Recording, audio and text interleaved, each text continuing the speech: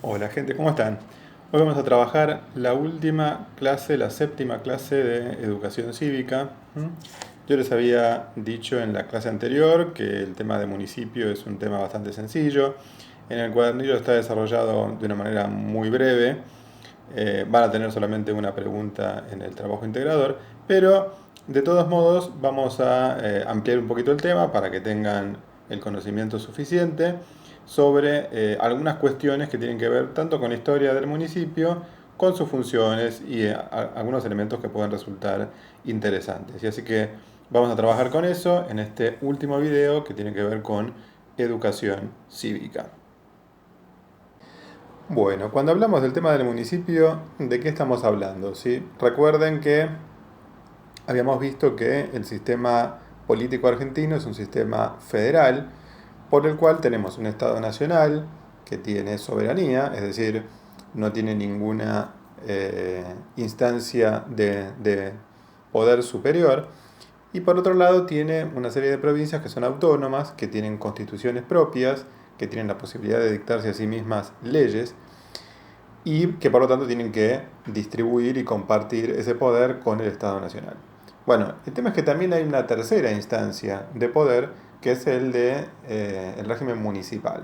O sea, cada una de las provincias está dividida en partidos o en departamentos, que es lo que se denomina habitualmente municipio, y por eso vamos a intentar definir de qué se trata. En primer lugar, que el municipio obviamente es una institución política, administrativa territorial. ¿Eso qué significa? Que está administrando un determinado territorio. ¿Sí? O sea, no es una entidad política muy distinta de las que vimos anteriormente. La provincia y la nación, o sea, tiene una jurisdicción, tiene un territorio. ¿Sí? Por ejemplo, el partido de Pilar o el partido de San Isidro. Y que tiene las siguientes características. Debe tener algún tipo de capacidad económica para poder efectuar el gobierno sobre esa zona. O sea, por otro lado tiene un gobierno propio, es decir, tiene ciertas autoridades que están más o menos copiadas del sistema republicano. Tiene un intendente, tiene un consejo deliberante, que son, y tiene tribunales, que es de alguna manera una división que está vinculada con la división de poderes tradicional de todos los estados de la Argentina.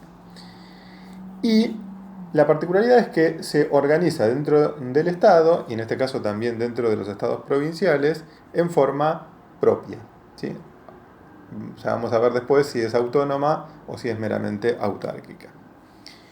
Y lo importante también es que va a ser un gobierno propio que rige sobre una comunidad. Cuando se habla habitualmente de un municipio, se habla de una comunidad relativamente pequeña en donde los que forman parte de ese municipio, los gobernados, tienen una relación de vecindad. ¿Sí? O sea, están relativamente cerca y por lo tanto se supone que comparten cuestiones comunes. Por eso hablamos de una comunidad que de alguna manera tiene intereses propios. Cuando se quiere regular algo que tiene que ver con situaciones muy locales, por ejemplo, una avenida que se construye o algún tipo de reclamo por alguna cuestión ecológica que se da en algún lugar puntual, o cuestiones de edificación, etcétera, todos están vinculados con un lugar particular y específico, y entonces puede ser que sea algo que le competa a esos vecinos y no a los que están más lejos. Entonces, esa comunidad, o sea, cuando habitualmente los intendentes o las fuerzas políticas que gobiernan sobre los municipios se refieren eh, a sus ciudadanos, hablan de sus vecinos. Por eso también hablamos en muchos casos de movimientos vecinales, cuando hablamos de partidos que tienen solamente un interés por gobernar el municipio. Vamos a ver un poco la historia de este desarrollo municipal, porque en el caso de Argentina hay dos periodos muy claros. Hay quien remonta la idea del municipio a la época colonial, o sea, hay un municipio colonial que se desarma con la revolución, y después se crea otro tipo de municipio a partir de la estructuración del Estado burgués liberal, como lo hemos visto a partir de la Constitución y todas las leyes que la reglamentan. Entonces, cuando hablamos de el municipio en la época colonial, decimos que en toda América Latina el régimen municipal fue implantado, obviamente, por el Imperio Español. Recuerden que en la figura del cabildo o del ayuntamiento eran, en realidad, estructuras políticas, o sea, comunidades políticas, que habían sido creadas por el régimen feudal español y que por lo tanto fueron transportadas o trasladadas al continente americano cuando los españoles lo conquistan. En España muchas veces se habla del sistema de consejos, en este caso se habla de consejo con C, a diferencia del consejo con S, que es el que aconseja a un rey, por ejemplo. El consejo o lo concejil es algo que se implanta a partir de la Reconquista y se tiene un origen distinto la palabra, y por eso el Consejo Deliberante, cuando se habla del Consejo Deliberante como la autoridad legislativa en el municipio, hablamos de Consejo con C y no con S.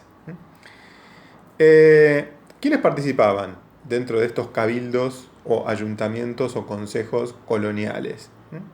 Bueno, justamente los que participaban, como dijimos hace un rato, eran los que se llamaban los vecinos. El tema es que en esa época el concepto de vecino es muy distinto que el concepto de vecino que tenemos actualmente. O sea, para hoy nosotros un vecino es todo el que vive más o menos cerca. En cambio, en esa época, cuando se hablaba de vecinos, estamos hablando de los habitantes que poseían una casa y un territorio, lo que se llama un solar urbano, y muchas veces una chacra o una estancia, o sea, una parte del territorio, tanto en la ciudad como en lo que rodeaba la ciudad, en el entorno rural que rodeaba la ciudad, y que por lo tanto eran o bien descendientes de los primeros conquistadores que habían obtenido ese tipo de privilegios, o bien algunos que se habían establecido después, pero que siempre eran parte de una élite o de una minoría que gobernaba o que tenía privilegios en la ciudad. O sea, por ejemplo, en las ciudades españolas, tanto los mestizos como los indígenas no tenían participación dentro de los cabildos de españoles. Sí había cabildos indígenas que estaban en un segundo lugar, subordinados, pero no participaban de los cabildos principales. Entonces, no era una organización política en la que participaran todos, sino que era una institución aristocrática, si solamente participaba una minoría. Muchas veces lo que sucedía era que los miembros del cabildo que terminaban su mandato elegían a los miembros del cabildo que entraban. Por lo tanto, se dice que la manera de elección es la cooptación, o sea, son los viejos dirigentes que salen los que eligen a los nuevos dirigentes, con lo cual siempre hay una renovación alrededor de las mismas personas. Piensen que en algunos casos también eran ciudades chicas, con lo cual tampoco había muchos aristócratas, ni mucha gente principal, ni muchos vecinos para elegir. ¿Sí? Más tarde, sobre todo en las ciudades más grandes, empieza a darse el fenómeno de la compra de cargos. O sea, estos cargos son comprados, con lo cual también accede una minoría. O sea, pensemos en esto porque es un régimen en donde hay una estructura de participación de los vecinos en cada una de las ciudades, pero no es un régimen democrático como el que conocemos actualmente. ¿Qué funciones cumplía el municipio colonial? Bueno, el municipio colonial tenía bajo su jurisdicción la gestión de las tierras. Una parte de las tierras, lo que se llamaba los propios, eran parte o sea, eran propiedad del cabildo, que por lo tanto podía asignarlos, alquilarlos. Por otro lado, se dedicaba al tema del cuidado de los edificios, del mantenimiento de los edificios. Piensen que en esa época también son edificios mucho más rudimentarios que lo que tenemos hoy, las construcciones. El mantenimiento de las cárceles y de los hospitales. En algún momento en el propio cabildo existía una cárcel. Un dato importante es la regulación del comercio. Por ejemplo, en esta época había funcionarios que se encargaban de vigilar los pesos y las medidas, o sea, las balanzas con las cuales se pesaban y se medían los artículos que se comerciaban, esperando que siempre fuera un precio justo y que estuvieran bien determinados cuáles eran las cosas que se compraban. Se encargaban también en algunos casos, de la enseñanza primaria, o sea, tenían algunas escuelas de primeras letras. Y también se encargaban, en algunos casos, de la protección de los pobres, o sea, viudas y huérfanos, gente que habían quedado sin ningún tipo de ingreso y que por lo tanto entonces el cabildo le procuraba algún tipo de ingreso. Finalmente, los cabildos tenían una atribución que era importante, que era la administración de justicia en primera instancia. O sea, para los casos judiciales en donde hubiera que hacer reclamos de un nivel menor, de un nivel cotidiano, el cabildo era el que se encargaba de hacer ese tipo de gestiones. Ya después, si los casos eran más importantes o tenían otro tipo de envergadura o se apelaban, iban a parar a tribunales más importantes, como por ejemplo las audiencias, que eran tribunales que estaban solamente en algunas ciudades. El cabildo, como estaba en todas las ciudades, se podían acercar los vecinos para dirimir sus pleitos. Bueno, todas estas atribuciones hacían que el cabildo en la época colonial fuera realmente una institución importante. ¿Por qué? Porque era la que regulaba directamente la relación con los vecinos y con los que no lo eran en las ciudades más importantes, en todas las ciudades prácticamente de los virreinatos.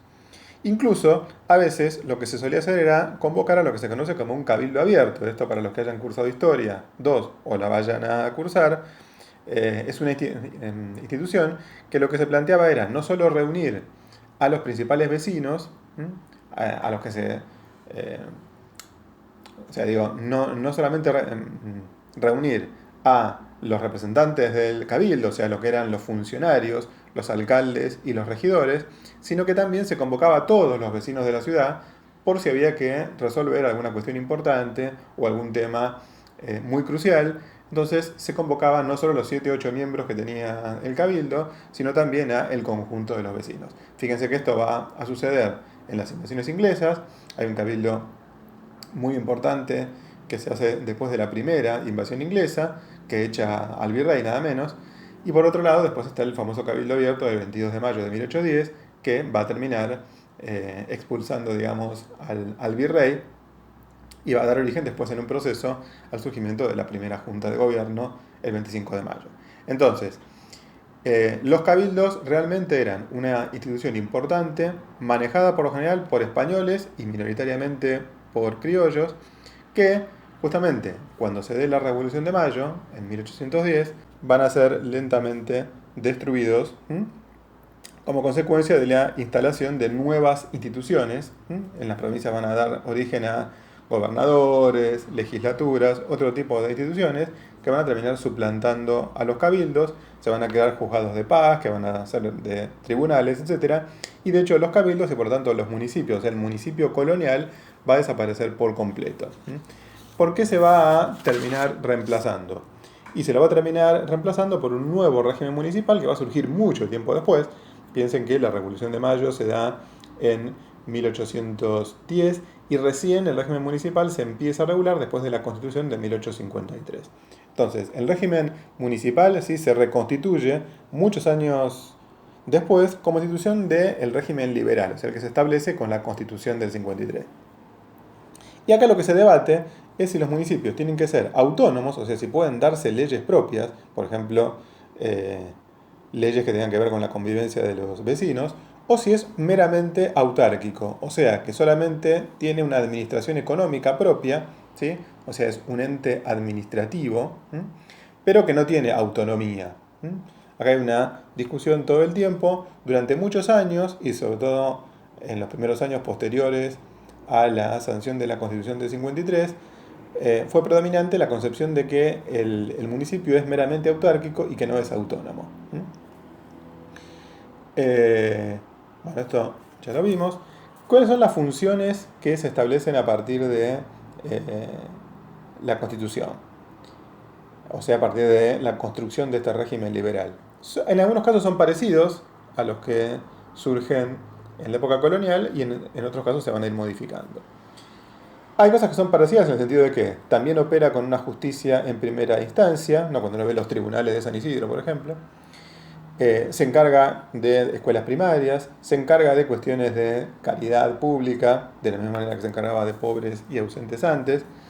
Se encarga de bibliotecas, el mantenimiento de las calles, de las veredas, del alumbrado público. Se encarga del tema, en algunos casos, de la seguridad, o sea, patrulleros, etc. O sea, en este sentido, es algo bastante similar a lo que era el municipio antiguo. Ahora, ¿cuál va a ser la gran diferencia? Que a partir de esta época el sistema se va a establecer por sufragio universal, sobre todo a partir, o sea, piensen que hasta el año 16 hay fraude, y luego recién se da algún sufragio universal un poco más limpio. O sea que uno podría decir que a partir de los años 1910, 1920, es cuando empieza a ejercer realmente un sufragio universal libre dentro de la elección municipal. Por supuesto, más adelante, lo que surgen son propuestas de mayor autonomía, o sea, como se consideraba que los municipios eran solamente autárquicos, hay quienes dicen, bueno, pero la Constitución dice que las provincias son autónomas y los municipios como parte de las provincias también deberían ser autónomos. Incluso se plantea una primera carta orgánica municipal, o sea, una especie de constitución del partido, que es la que se da en Santa Fe en 1921, sostenida por un partido que es el Partido Demócrata Progresista.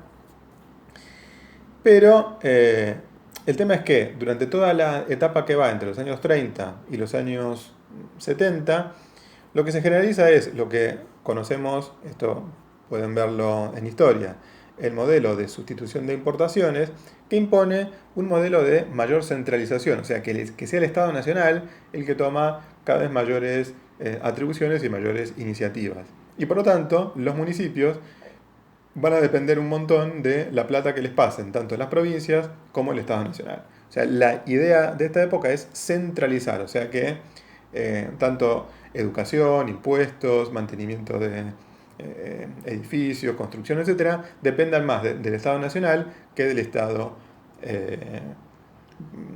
municipal. El tema es que a partir de la reforma del 94, o sea, en la época de la globalización, la época neoliberal, esto pueden verlo en problemática social contemporánea, se empieza a plantear, bueno, la Constitución dice claramente que a los municipios se les reconoce autonomía, pero el tema es que esto todavía en algunos casos está más o menos bien implementado y en otros casos no. Y lo que sí se plantea es lo que se conoce como la descentralización. O sea, esta idea de que el Estado Nacional se desprenda de algunas actividades que antes tenía bajo su jurisdicción y ahora de eso se encarguen o las provincias o los municipios. En el caso del sistema escolar, por ejemplo, hay algunas escuelas que son provinciales, o sea, ya todas las escuelas prácticamente han pasado a control provincial, y por otro lado, hay escuelas que son municipales. Esta idea se va replicando en otras actividades, entonces algunas actividades van siendo tomadas por los municipios correspondientes. Esto genera todo un tema, porque el tema es que al transferirle responsabilidades a los municipios, lo que sucede es que hay que ver si esos municipios tienen plata o no para poder hacerse cargo de eso. Entonces aparece todo un problema que también aparece con el tema de la descentralización provincial, que es, o sea, bueno, nosotros somos docentes, por ejemplo, y reclamamos que nos paguen el sueldo a la provincia. Y la provincia dice, uy, bueno, pero yo no tengo plata y el Estado Nacional no me la pasa. Entonces, es también un poco pasarse la pelota entre una jurisdicción y otra para ver quién libera los fondos para cumplir con esas actividades o con esas funciones, ¿sí? Por eso decimos que la descentralización lo que hace es acentuar estas desigualdades regionales, porque cuando el Estado Nacional es el que se hace cargo centralizadamente, lo que sucede es que le puede repartir plata por igual a todos los municipios. Ahora, si cada municipio tiene que conseguir esa plata, eso se complica, ¿sí? Así que bueno, ahí tenemos más o menos un pantallazo de lo que es el tema del régimen municipal, como para que podamos cerrar, digamos, todo el temario de nuestro recorrido por la materia de educación cívica. Así que bueno, les agradezco haber seguido esta clase, espero que les vaya bien en los exámenes. Y bueno, y estamos en contacto para cualquier duda o cuestión que les surja. Chau, chau.